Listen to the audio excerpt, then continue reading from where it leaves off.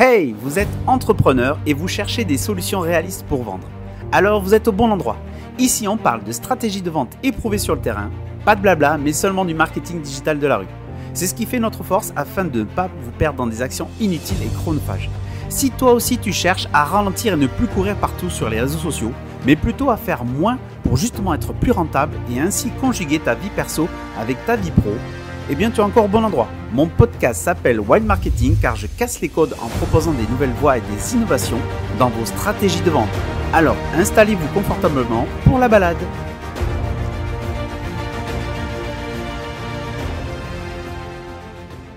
Bonjour les amis et bienvenue dans ce nouvel épisode de Wild Marketing. Donc je me présente Olivier Wild et ça faisait pas mal de temps que je vous avais pas fait un petit podcast justement sur les aventures entrepreneuriales et tout ce qui touche au monde du marketing. Alors, sachez qu'aujourd'hui, nous allons parler de l'email marketing. Alors, peut-être vous êtes au fait de cette pratique, vous avez déjà un business et vous utilisez l'email pour contacter vos clients ou bien les relancer ou leur faire des promos. Eh bien, l'email marketing, si vous ne connaissez pas, eh bien, sachez que cet épisode est fait pour vous. Et même si vous connaissez, vous allez voir, eh bien, je vais vous présenter, le jus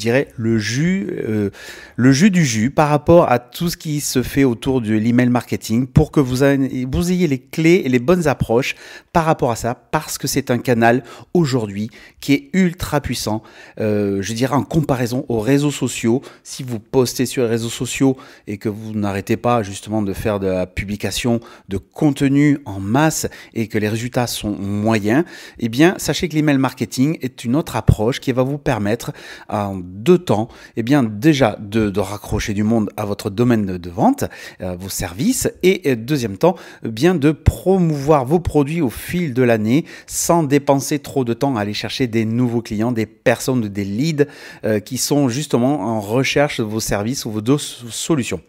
Alors, on va voir donc 3 parties. La première, on va voir les bases de l'email marketing. Vous allez voir, je vais passer rapidement dessus, mais vous parler des choses qui me semblent importantes à avoir par rapport à ce niveau-là. Ensuite, en deuxième partie, nous verrons la stratégie de l'email marketing. Et oui, parce que l'email marketing, avant tout, même si on fait des emails comme ça de temps en temps, je ne sais pas si vous c'est le cas, dites-moi d'ailleurs en commentaire, mais quand on fait de l'email marketing, bien souvent, on a une liste qui se construit au fur et à mesure dans le temps et de temps en temps, on poste parce qu'on a, des promos, on a envie de faire des promos, on a envie de faire le truc, mais on ne fait pas vraiment vivre sa liste comme il le faudrait. Eh bien, il y a des stratégies de comment déjà capter cette liste, mais bien sûr, ces leads, mais aussi comment promouvoir vos produits, comment nourrir votre liste d'emails. Voilà. Et en troisième point, nous verrons les tendances et les meilleures pratiques pour 2023 et 2024, surtout, vous allez voir, restez bien accrochés parce que il y a du lourd qui s'approche par rapport à ça et je dirais qu'il faut être dans la vague. Si c'est pas le cas, raccrochez les wagons parce que l'email marketing doit devenir pour vous un axe secondaire dans votre vente. Vous devez capter de l'email quoi qu'il arrive, j'en bégaye.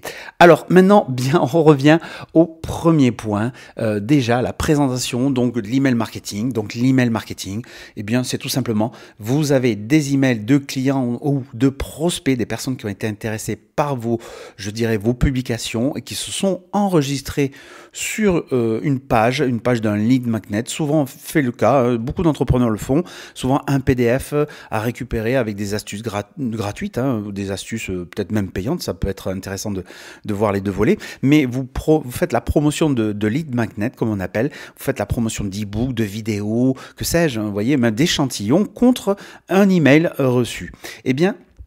Une fois que vous avez capté ces emails-là de manière légale en B2C, alors en B2B c'est totalement différent, en B2B vous avez le droit, c'est vrai que c'est une chose importante que je dois énoncer, quand vous faites l'email marketing, les emails professionnels, vous avez le droit de les collecter quand elles sont disponibles sur internet ou auprès, même des sites des professionnels et de leur envoyer des messages sans leur consentement.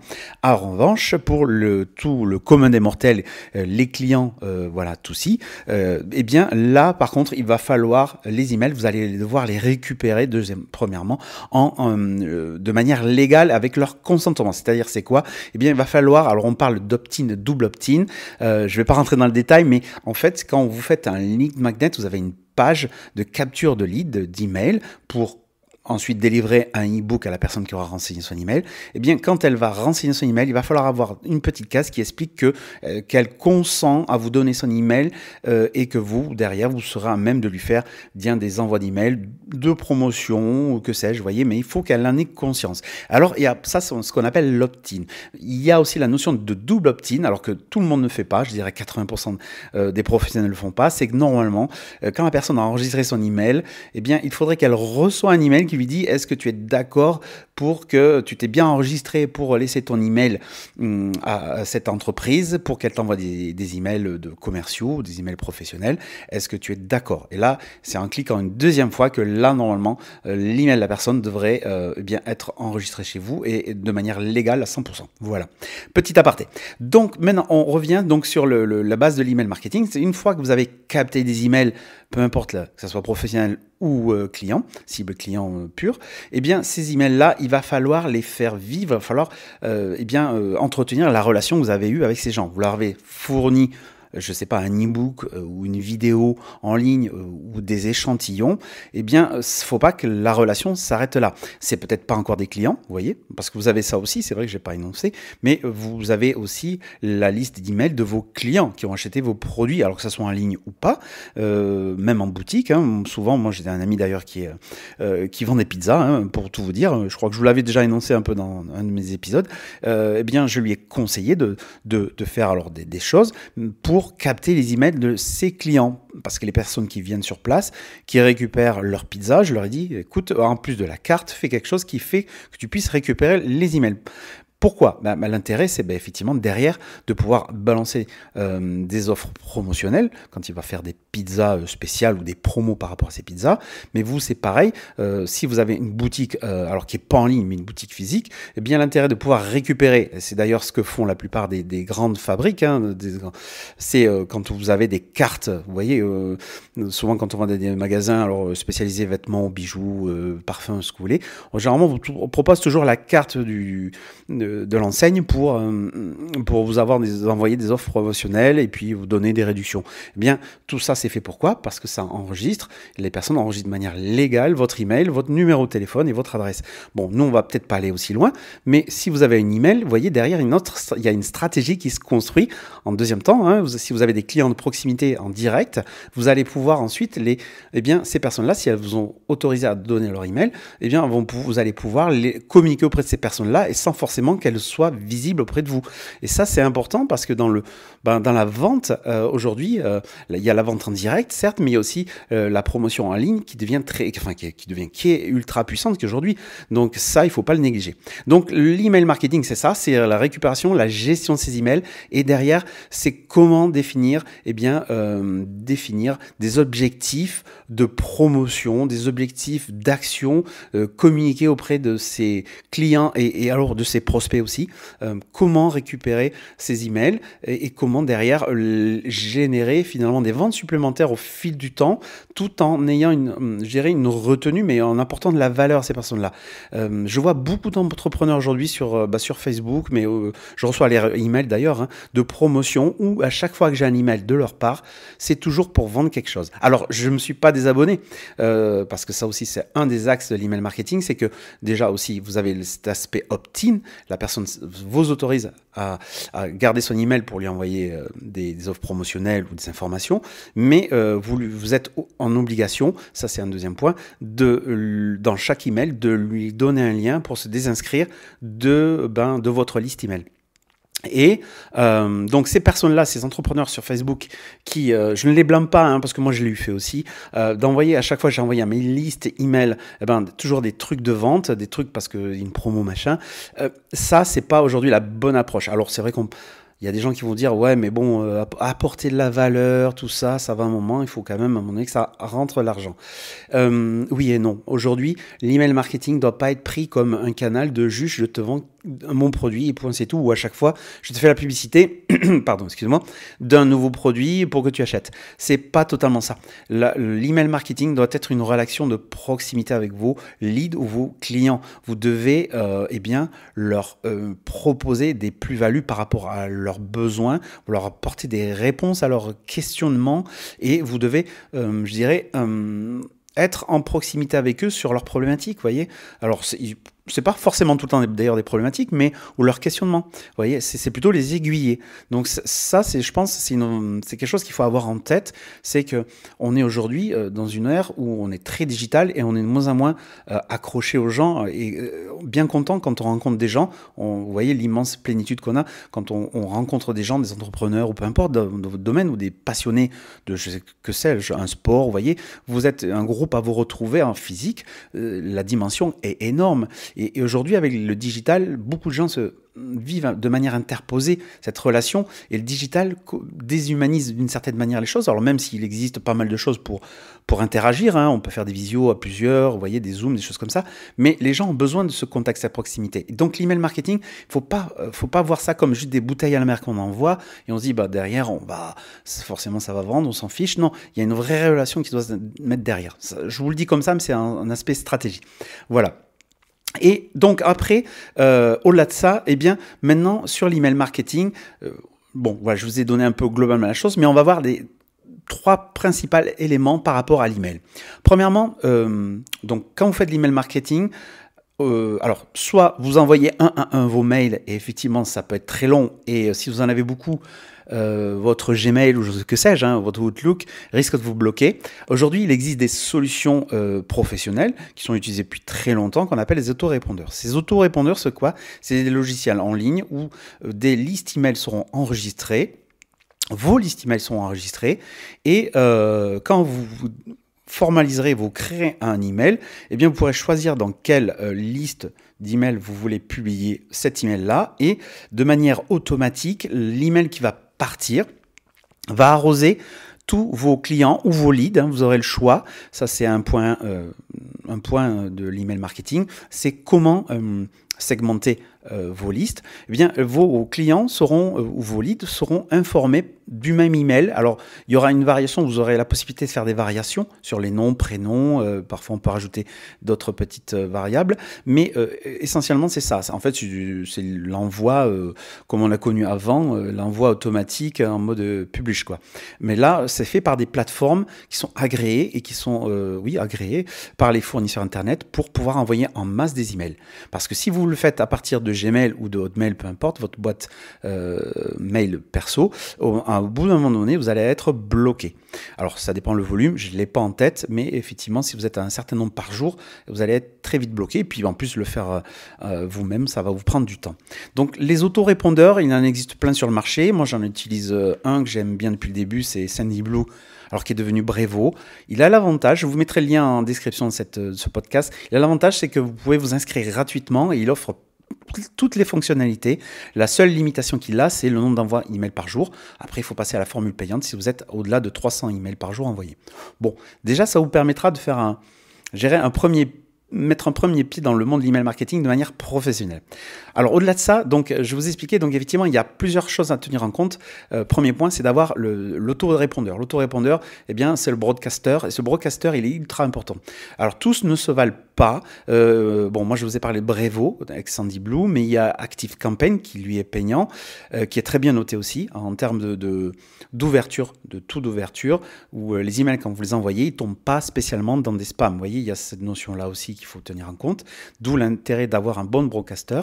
Il y a Sendinblue, ActiveCampaign et vous pouvez utiliser, alors je vous le mettrai en lien aussi, l'outil tout en un français que j'adore, qui est System.io ou qui intègre même de manière gratuite et sans limitation du coup, si ce n'est le nombre de la liste de personnes que vous pourrez enregistrer, mais je crois qu'il va à 2000 jusqu'à 2000 contacts, eh bien vous pourrez faire de l'email marketing à partir de System.io.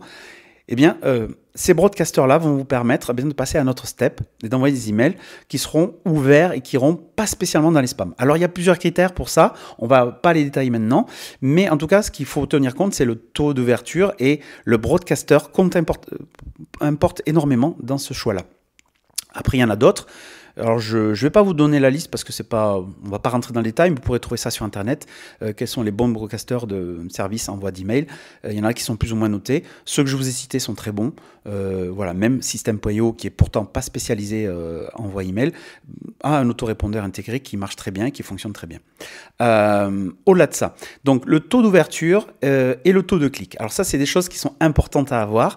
Quand tous les autorépondeurs ont ça, de manière générique, c'est de savoir, quand on envoie un email à nos X personnes de notre liste, je ne sais pas, de clients ou de leads pour tel domaine, et bien derrière, combien de personnes ont ouvert?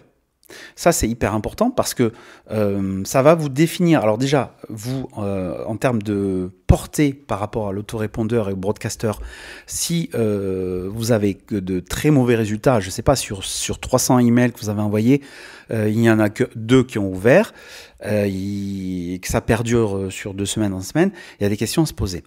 Et ces questions-là sont quoi? Eh bien, c'est de définir si déjà, vos titres ne sont pas trop racoleurs, ou ne sont pas justement trop longs non plus. Il y a une étude qui montre que des titres qui sont trop longs, alors je crois que c'est plus de 50 caractères, ont un taux d'ouverture moins important que ceux qui sont en dessous. Donc ça, c'est important. Et après, il y a la notion de contenu aussi, où dedans, vous ne devez pas être trop promotionnel. Si vous êtes trop promotionnel, eh bien là, pour le coup, c'est pas le broadcaster qui va vous pénaliser, mais c'est par exemple Gmail. Si vous vous souvenez bien, dans Gmail, ou les autres d'ailleurs, Hotmail, vous avez la notion de notification, boîte principale, notification, et comment on appelle ça, et publicité. Je ne sais plus le terme exact. Ouais, voilà. Et le dernier niveau, c'est spam. Et bien souvent, quand on a un taux d'ouverture qui est en dessous, alors là je vous dis au doigt mouillé, mais bon, moi j'ai pas des taux mauvais, donc, mais je crois que si vous avez des taux vraiment bas, en dessous de 5%, d'ouverture 5%, il y a peut-être une question à se poser de savoir si finalement peut-être vous avez des emails trop qui vont peut-être dans les spams. Alors à ça, voilà, alors un point important aussi, à cela, effectivement, eh bien on peut se dire que, enfin on peut se dire, même pas, il y a une cause à conséquence, c'est que souvent les emails qu'on utilise dans les broadcasters, les autorépondeurs, faut pas que ça soit des emails génériques, de boîtes mail génériques comme toto@gmail.com ou toto@hotmail.com. Ça a une portée moins grande par rapport aux boîtes mail. Du coup, elles ont tendance à partir plus vite en spam ou en promotion. Donc, un de mes conseils, un de mes tips, c'est que si vous voulez miser sur l'email marketing et le faire bien, si vous avez un nom de domaine, bien généralement, vous avez toujours une boîte mail pro associée à ce nom de domaine. Et vous pouvez même en créer plusieurs. Et du coup, ce que je vous conseille, c'est quand vous allez bien créer votre compte, admettons sous Brevo, c'est de renseigner votre email professionnel, votre nom de domaine. Ça, déjà, vous allez augmenter la portée naturelle de vos emails. Ils vont pas partir spécialement dans les spams, ils vont peut-être partir plutôt dans les notifications ou les promotions plutôt. Mais ça, après, vous pouvez y travailler. Là, du coup, le gap est moins important pour récupérer ça. C'est justement de faire des emails plutôt transactionnels, des emails qui parlent de points par rapport à la cible de vos emails, voilà, vos clients ou vos leads. Eh bien, c'est de faire des choses qui sont pas trop promo, qui sont plutôt informationnelles. Voilà. Et dernier point alors sur ces aspects email marketing, donc sur l'aspect les fondamentaux. Donc on a parlé du taux d'ouverture, donc il y a plusieurs paramètres, et il y a donc le taux de clic. Alors ça, le taux de clic, eh bien ça c'est quand vous faites des offres. Alors ça peut être des offres promotionnelles, mais ça peut être aussi des clics pour inviter les personnes à aller voir. Moi c'est ce que je fais pour aller voir mes dernières vidéos YouTube ou mon dernier truc, voilà, ou pas spécialement pour vendre, mais c'est juste pour de l'information.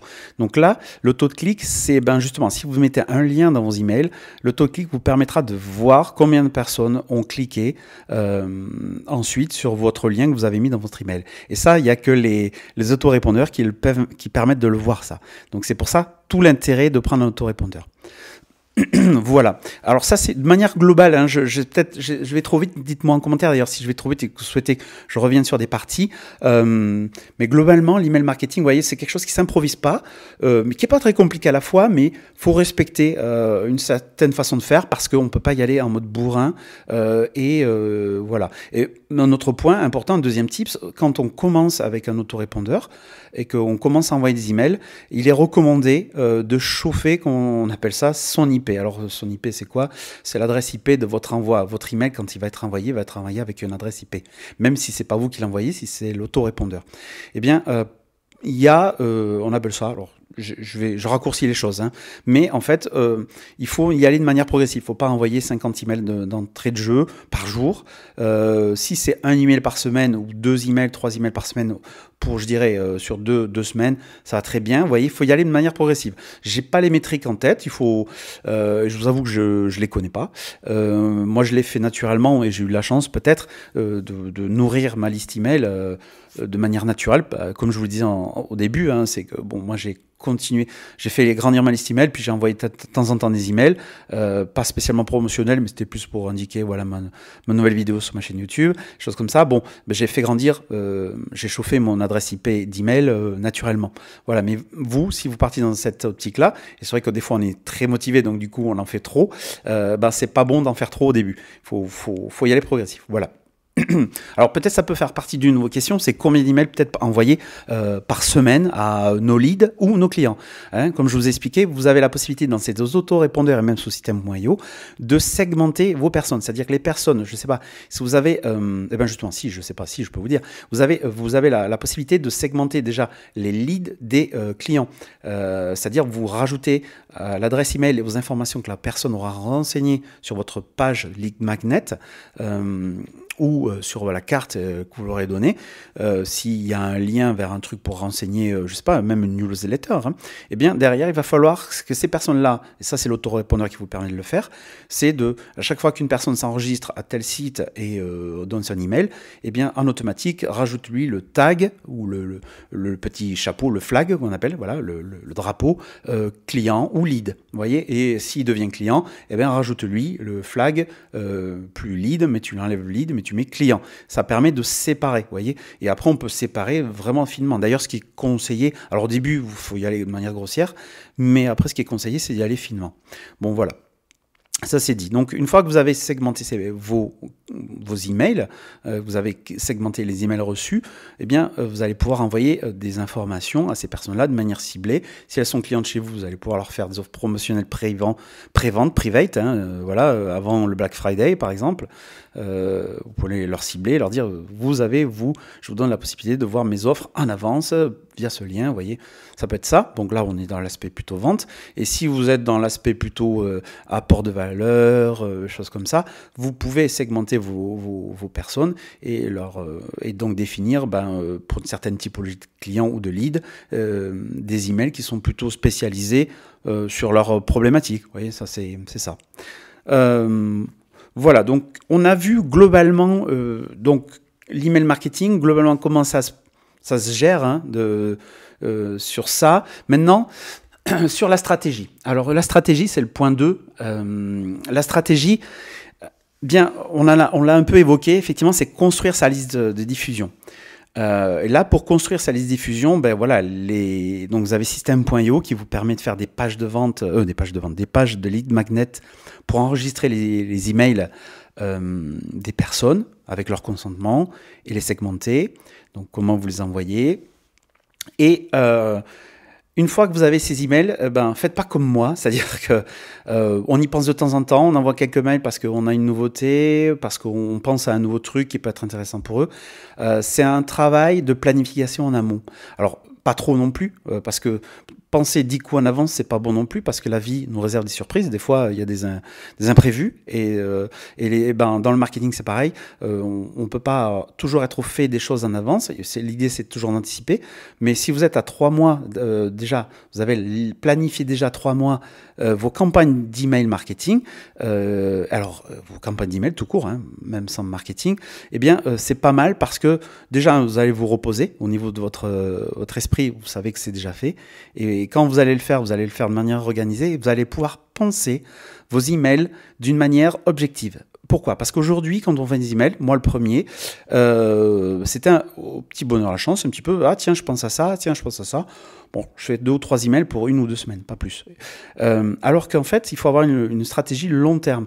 Comme je vous ai dit au départ, il faut avoir, c'est une relation que vous avez avec vos clients. Si votre liste email, vous n'envoyez qu'un email tous les, je sais pas, X mois, tous les 3 mois, 4 mois. Les personnes qui sont enregistrées sur votre site, qui vous ont laissé votre email, leur email, eh bien ces personnes-là, on appelle ça la liste, elle va se refroidir. Et c'est-à-dire, à un moment donné, bon, ils vont recevoir un email de vous, et au bout de 3 mois, ils vont peut-être même pas se souvenir qu'ils avaient laissé leur email, leurs coordonnées, vous voyez, sur votre page. Donc du coup, ils vont recevoir un email de votre part, ils vont se dire, je sais, ils vont peut-être même pas l'ouvrir, et peut-être même ils vont se désinscrire de suite. Du coup, ça m'amène à ce que je voulais vous dire au départ, c'est que l'email, c'est une vraie stratégie, c'est une relation, et dans une relation, on l'entretient.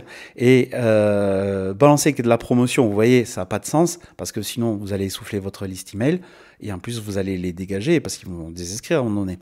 Donc du coup, si vous apportez de la valeur au fil du temps, et que vous de temps en temps, vous faites de la promo, eh bien, vous allez garder à connaissance votre esprit, enfin leur esprit vont vous reconnaître, vous voyez, vous êtes présent, vous occupez un terrain. D'ailleurs, un terrain qui aujourd'hui est pas très exploité. Si on compare aux réseaux sociaux, je ne sais pas si vous passez trop de temps à faire des publications sur n'importe quel réseau social ou sur un seul d'ailleurs, mais vous voyez, vous êtes une petite goutte d'eau parmi la mer. Et l'email marketing, c'est un peu ça encore, mais moins. L'email marketing, c'est beaucoup de gens, enfin peu en proportion du contenu en ligne réseaux sociaux. L'email marketing est pas autant exploité. Du coup, vous avez un axe où vous pouvez vous faire une place là-dedans. Et une fois que vous avez capté quelqu'un qui est qualifié par rapport à vos solutions, vos services que vous offrez, derrière, vous allez pouvoir les nourrir de votre expérience, vos contenus. Et ça, il faut l'entretenir. D'où l'idée de maintenir à chaud ces listes-là et que vous avez séparées, segmentées. Hein. Si c'est des clients, vous leur faites des promotions, vous leur ferez des petits goodies, des petits cadeaux. Vous voyez, il faut entretenir cette relation-là. Donc du coup, la stratégie, pour revenir là-dessus, la stratégie, il faut l'anticiper. Il ne faut pas la faire du jour au lendemain. Il faut l'anticiper. OK. Et en plus, avec les autorépondeurs, ce que je vous avais pas dit, c'est que vous avez la possibilité, quand une personne s'inscrit, ça c'est vraiment important, c'est que vous allez pouvoir définir des scénarios. C'est-à-dire que si une personne rentre dans une liste, un segment que vous avez défini, vous allez pouvoir définir bien qu'il reçoit tant d'emails sur tant de jours, avec des temps d'attente différents entre chaque email. Vous voyez, vous pouvez le paramétrer. C'est vraiment très facile d'usage. Hein. C'est visuel. C'est vraiment très simple. Et du coup, vous allez pouvoir envoyer une série d'emails à ces personnes-là qui sont inscrites pour faire, proposer, apporter de la valeur déjà, et puis après proposer vos services sur certains emails vers la fin, vous voyez, et suivant si les personnes, c'est ça qui est bien, c'est qu'avec ces automatismes que vous avez dans les autorépondeurs, vous allez pouvoir définir des actions suivant s'ils ont ouvert, cliqué ou pas. S'ils ont ouvert et cliqué, vous pouvez leur envoyer un email spécifique. S'ils ont ouvert seulement mais pas cliqué, vous pouvez renvoyer un autre email. Vous voyez, vous pouvez jouer sur des conditions. Ça, c'est vraiment puissant. Vous allez pouvoir, en fait, vraiment faire des scénarios, tout simplement, des scénarios d'où l'importance de taux d'ouverture, taux de clic. Et ça, les autorépondeurs le permettent de le faire facilement. Donc, il ne faut vraiment pas passer à côté de ça. Donc, du coup, la stratégie, pour revenir là-dessus, c'est de la penser en amont. Une fois qu'ils sont enregistrés, qu'est-ce qu'ils reçoivent comme mail? C'est quoi l'objectif? C'est quoi mon objectif? C'est quoi de leur côté? Qu'est-ce qu'ils souhaitent? Vous voyez, vous connaissez leurs problématiques, vous connaissez ce qu'ils recherchent, vous avez déjà l'avatar client, hein, ça on en a déjà parlé avant, l'avatar client, vous le connaissez, vous savez quels sont ses besoins, quelles sont ses problématiques, qu'est-ce qu'il aspire, vous voyez, et donc du coup, c'est à vous d'imaginer, de réfléchir à ces emails, ces séquences d'emails que vous allez envoyer sur 1-2 semaines, peu importe, hein.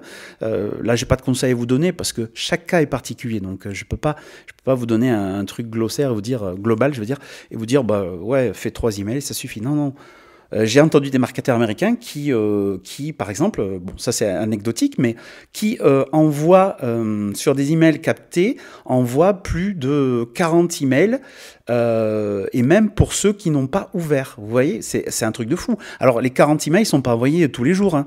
Mais ces 40 emails, c'est pour vous dire tellement on peut jouer sur la longue, et la notion de présence est hyper importante, parce que ces personnes-là, eh bien, bon, elles ont reçu 40 emails dans le temps, sur l'année, j'en sais rien, mais les 20 premiers emails, la personne va reconnaître votre patte. Elle va voir déjà votre nom, parce qu'un email, quand on le reçoit, on a le nom du sender, celui qui envoie, on a l'email, bien sûr. Donc, du coup, ça va s'imprégner dans l'esprit des gens. Ah ouais, c'est vrai, c'est lui qui est sur ce domaine-là. Ah oui, c'est vrai, tac. Donc, des fois, il y a des sujets qui sont intéressants. On fait un email, la personne lit, regarde, et ah oui, oui, c'est vrai, ça, c'est pas mal. Vous voyez, il y a ça. C'est vrai que j'ai pas évoqué non plus le contenu d'un email. C'est vrai que ça, c'est important, je ne l'ai pas dit. Mais un email, c'est un objet. Donc le titre, ce que vous avez quand vous envoyez un email, c'est un objet. Alors il y a maintenant, on appelle ça le pre-header, ça se voit dans l'objet quand on est sous Gmail ou autre chose. Souvent, on voit l'objet du mail, mais il y a un petit texte après cet objet qui est un début d'introduction au paragraphe que vous avez exposé dans le corps de l'email. Voilà. Bon, donc c'est un objet, un titre tout simplement, un objet qui est visible directement parmi toute la liste de vos emails, un pre-header pour certains, et après le corps de l'email. Voilà, ça c'est un email, c'est ça. Donc du coup, pour revenir là-dessus, eh bien, pour revenir sur ce marketeur américain qui envoie 40 emails, même lui, pourquoi il a fait 40 emails, il expliquait, parce que les gens qui n'avaient pas cliqué, alors ça il l'avait fait en automatisation, hein, avec l'autorépondeur, sur les 20 premiers emails, si beaucoup de personnes n'ont pas sélectionné, alors ça il définissait le pourcentage, s'il n'y avait pas tant de taux d'ouverture sur les 20 emails, ça envoyait la personne sur un autre segment qui recevait ensuite 20 autres emails espacés dans le temps, en étant plus spécifique, en étant peut-être plus proche d'une problématique pour dire, bon, attends, ok, tu n'as pas ouvert mes emails, mes 20 emails, tu n'en as ouvert que peut-être très peu, qu'est-ce qui ne va pas, est-ce qu'effectivement tu préfères que je t'oriente sur ça? Vous voyez, c'est vraiment, vous avez la possibilité avec les emails de vraiment faire des trucs de dingue, bien plus que de mettre juste un post sur Facebook et de dire, bon, ben voyons les gens qui vont répondre, et puis te répondre aux commentaires ou de les solliciter sur Messenger. Avec les emails, vous avez la capacité d'automatiser beaucoup de choses et de faire ces scénarios-là. Alors 40 emails, je vous avoue que c'est beaucoup. Moi, je ne suis pas allé au-delà de ça, hein. Je suis allé à 5 grand max, ce qui est peut-être d'ailleurs très peu, d'ailleurs, hein. D'ailleurs, partagez-moi en commentaire si vous avez déjà une pratique là-dessus, comment vous définissez un peu l'automatisation par rapport aux emails, une fois que vous avez des leads et une fois que vous avez des clients. Donc voilà. Donc du coup, tout ça pour dire que vous avez une stratégie à penser en amont. Combien d'emails la personne va recevoir une fois qu'elle est enregistrée sur votre liste. Si elle est cliente, combien d'emails vous lui envoyez sur des problématiques qui sont inhérentes ou des produits annexes que vous vendez par rapport à ce que vous lui avez déjà vendu. Vous voyez, il y a ça aussi. Et ensuite, anticiper l'avenir. C'est-à-dire que ce n'est pas que des emails promotionnels, c'est des emails aussi de warm. On tient à chaud notre liste. Et du coup, derrière, eh bien, notre liste, on la tient chaud en exposant des éléments de blog, des éléments de vidéos qu'on a vues, des choses qu'on a faites nous-mêmes, hein, voilà, tout simplement, ou même des articles de réseaux sociaux où on a déjà exposé des choses. Vous voyez, ça peut être vertueux dans ce sens-là. Et derrière, du coup, on fait également aussi, on entretient une relation avec ces personnes-là. Voilà. Voilà pour les choses. Alors, la dernière partie, bien les tendances de l'email marketing. Alors, c'est vrai que je suis assez verbeux et à la fois un peu peut-être trop rapide, hein. Je m'en excuse, mais c'est un vrai sujet pour en parler pendant des heures. Et le but, moi, c'est de vous faire un raccourci, un extrait de tout ce qui est du meilleur par rapport à ce monde-là. Les tendances et les meilleures pratiques, par rapport à l'email marketing. La personnalisation. Premier point. La personnalisation, c'est vraiment quand on écrit à une personne, même si on le fait pour X personnes, on peut jouer sur les petits éléments, nom, prénom, bonjour, et bien un petit code à mettre avec l'autorépondeur, et ça remplace le petit code par le prénom ou le nom de la personne qui vous a laissé, pas que son email, d'ailleurs son nom et son prénom. Hein, bien souvent, c'est pas que l'email, il faut laisser aussi, il faut que la personne renseigne ça. D'où l'utilité. Mais après, la personnalisation, alors je dirais, c'est plus dans le sens pas être trop générique. Je dirais que même, faut segmenter. Alors, vous avez segmenté votre liste d'emails, mais segmenter aussi le message. Il ne faut pas être trop générique, vous voyez, par rapport à vos offres et services. Je ne sais pas si vous vendez des prestations, j'en sais rien, moi, de manicure, je veux dire ça bêtement, hein, si vous dites, voilà, on fait manicure, soins de visage, les cheveux et tout, enfin, vous voyez, si vous parlez de ça et tout, ça va peut-être pas intéresser les personnes. Les personnes qui sont inscrites sur votre page de lead magnet, pour des conseils de manicure, eh bien, ces personnes-là, elles s'attendent d'avoir des conseils là-dessus. Si vous leur mettez autre chose que... Alors, on peut des fois faire des ouvertures, hein, pour tenter. Ça peut être du testing, d'ailleurs. Mais... rester sur le domaine sur lequel elles vous ont choisi. Et à la rigueur, j'ai envie de dire le testing, parce qu'il y a possibilité sur ces autorépondeurs de faire des emails, deux typologies d'emails, l'envoyer à la même liste, et l'autorépondeur va envoyer à moitié de la liste tel type d'email et à l'autre moitié de la liste, tel autre type d'email, je veux dire.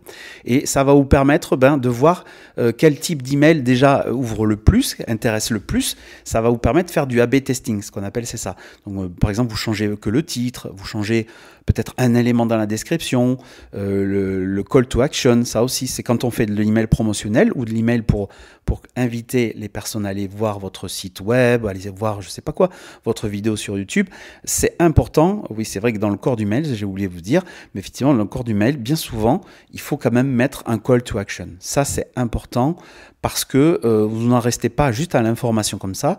Même si, par exemple, vous apportez de la valeur dans votre email, eh bien, vous pouvez mettre si vous voulez en savoir plus par rapport aux infos que je vous ai montrées, allez voir tel site, et là, vous mettez le lien du site, vous voyez, il n'y a pas de honte à envoyer des personnes sur un domaine justement qui les intéresse et qui n'est pas forcément fait par vous. Vous voyez, ça peut être un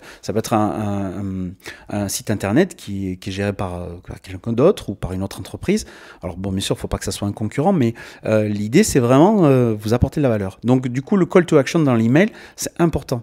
Et donc du coup, vous pouvez faire l'A/B testing et la personnalisation, elle se situe à ce niveau-là. C'est-à-dire que vous allez discuter, entretenir cette relation avec eux, mais en étant vraiment spécifique à leur problématique. Voilà. Ça, c'est la première tendance. Donc, vous ne faites pas un email spécialement générique. Alors là, pour vous aider, c'est vrai qu'aujourd'hui, on en entend parler, ça devient, moi le premier d'ailleurs, hein, c'est un assistant, c'est oui, effectivement, ChatGPT, l'intelligence artificielle, peut vous aider à rédiger des emails qui sont plus proches par rapport à... Voilà, ça vous évite de perdre du temps, mais en plus, derrière, après, rien ne vous empêche de reprendre l'email que vous a généré l'intelligence artificielle et de la rendre un peu plus proche de vos mots ou de votre accroche, vous voyez, ou plus vous avez la sensibilité après de définir autre chose, mais vous pouvez partir de là, avec ChatGPT, d'écrire le titre, le sujet, et puis le corps du mail, et puis le corps du mail, vous le reprenez ensuite et vous l'affinez suivant votre sensibilité. Et ça, c'est plutôt d'ailleurs dans ce sens-là qu'il faudrait le faire, parce que la personnalisation, c'est vous qui allez l'amener.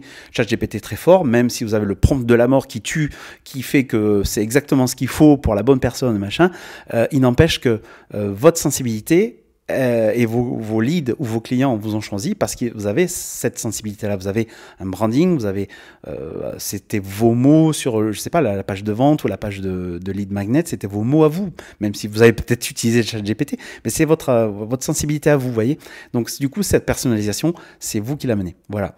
Après, un point important dans les tendances, donc l'email marketing mobile.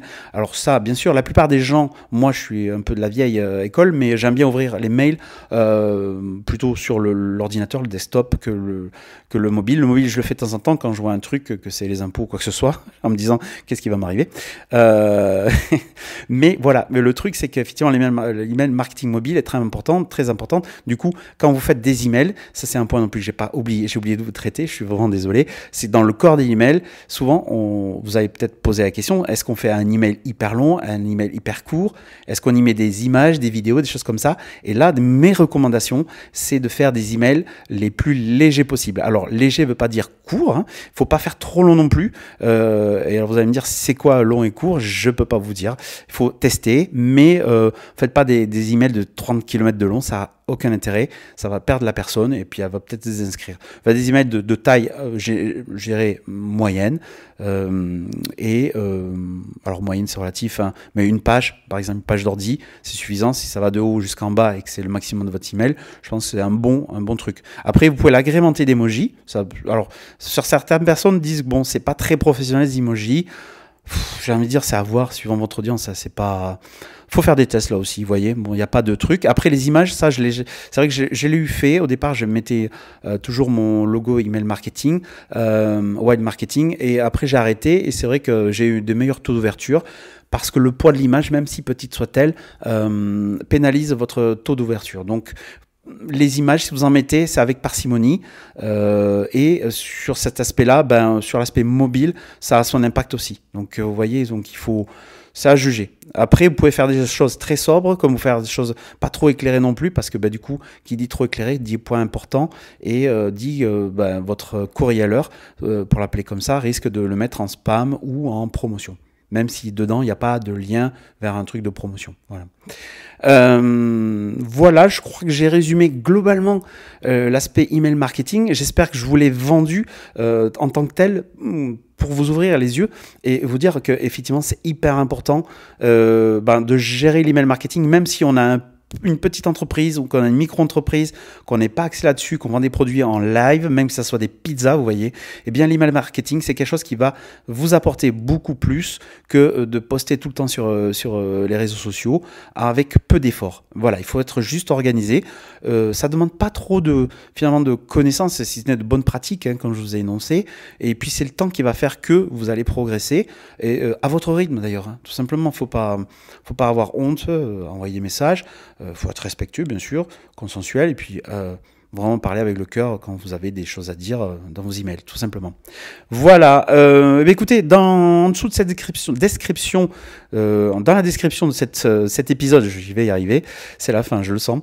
Je vous mets le lien vers donc du coup System.io. Si vous connaissez pas, c'est l'outil tout en un qui vous permet, dans un premier temps gratuitement, de faire des pages de lead magnet et de faire la gestion des emails, des envois emails en automatique.